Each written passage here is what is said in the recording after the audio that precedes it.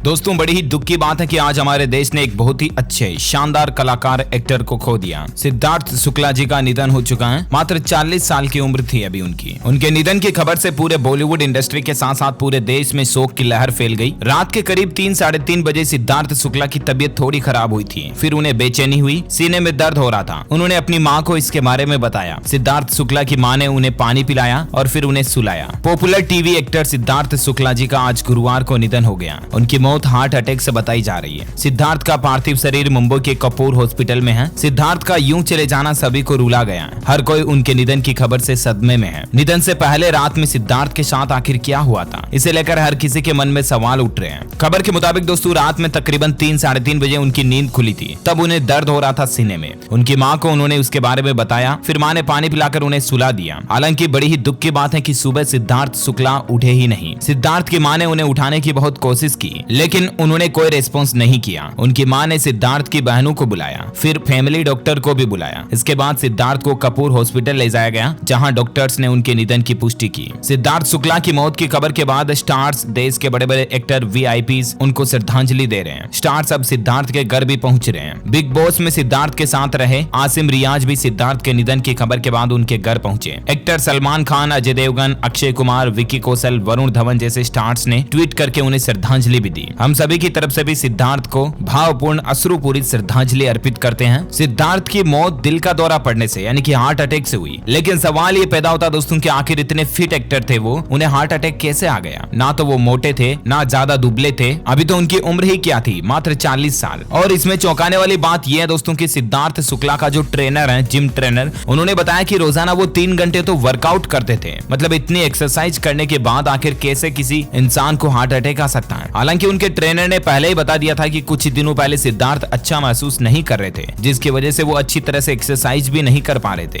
लेकिन फिर भी उनका डेली रूटीन था, शेड्यूल था कि 3 घंटा रोजाना वो जिम वर्कआउट के लिए देते थे। उनका कहना कि सिद्धार्थ मेरे केवल क्लाइंट ही नहीं थे, बल्कि उनके और सिद्धार्थ के बीच एक गहरी दोस्ती भी थी। वे अक्सर अपने एक्सपीरियंस एक दूसरे के साथ शेयर किया करते थे। दोस्त से भी बढ़कर उन्होंने भाई का दर्जा दिया मैंने। सिद्धार्थ और उनके ट्रेनर के बीच इतनी अच्छी दोस्ती थी कि उनका कहना कि हम दोनों एक अलग ही तरह की बॉन्डिंग एक दूसरे के साथ शेयर करते थे। उन्होंने कहा कि मेरी आखिरी मुलाकात मेरे बर्थडे के दिन हुई थी। 24 अगस्त को उनका जन्मदिन था। मेरे जन्मदिन में वो जिम आए, मुझे विश किया, साथ ही ट्रेनिंग भी की और चले गए। मैं ट्रेनिंग के साथ साथ एक्टिंग भी किया करता था। तो मैं 25 को भोपाल शूटिंग के लिए निकल रहा था। उन्होंने मेरी खूब खिंचाई भी की थी और कहा था कि तुम तो एक्टर बन जाओगे और मुझे टक्कर दोगे, मत जाओ, शूटिंग छोड़ो, एक्टिंग छोड़ो। इस तरह की मजाकियां और हंसी मजाक वाली बातें भी उन दोनों के साथ हुई। उन्होंने कहा कि हमारी वर्कआउट 24 अगस्त थी, लास्ट वर्कआउट थी। मैंने उनसे कहा कि मैं 30 को वापस आ जाऊंगा। तो सिद्धार्थ बोले कि मैं आपके असिस्टेंट की हेल्प से वर्कआउट कर लूंगा। 25 की सुबह वे जिम भी आए। मैं तो था नहीं, मेरा असिस्टेंट था। लेकिन उस दिन उन्होंने महज 20 मिनट के लिए ही वर्कआउट किया और बोले कि मुझे अच्छा नहीं लग रहा है, मेरा मन नहीं है। ये कहकर वो निकल गए। उन्होंने ये भी कहा था कि सोनू आएगा तो उसी के साथ करूंगा। बस 25 को ही वे आखिरी बार मेरे जिम आए थे। मैं 3 दिन पहले ही लौटा हूँ। कल रात ही सोच रहा था कि सिद्धार्थ को कॉल कर लेता हूँ। मैं आ गया हूँ वापस, लेकिन मुझसे कॉल करना रह गया। कल रात को वाकई 3 बार ख्याल आया कि कॉल कर बोल दूं कि परसों से एक्सरसाइज करते हैं। बहुत मन कर रहा था उनका, लेकिन उन्हीं के डर से कॉल नहीं किया, क्योंकि अगर आज नहीं मिल पाऊंगा तो वो गुस्सा करने लगेंगे।